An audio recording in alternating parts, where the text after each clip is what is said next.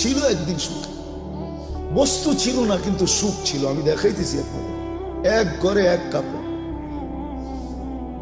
স্ত্রী স্বামীকে বলতেছে গালে চিমটি কেটা, আমি কিন্তু জান্নাতি।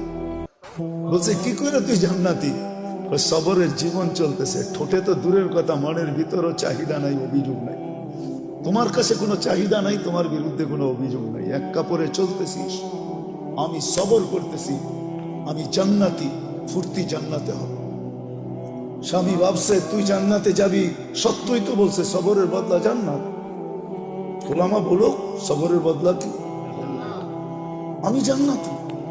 স্বামীর চেহারাটা মলিন হয়েছে তো, গালে চিমটি কেটে বলতেছে তুমিও জান্নাতি। বলছে কেন, আমার মতো স্ত্রী পেয়ে কি শুকরিয়া আদায় করো না?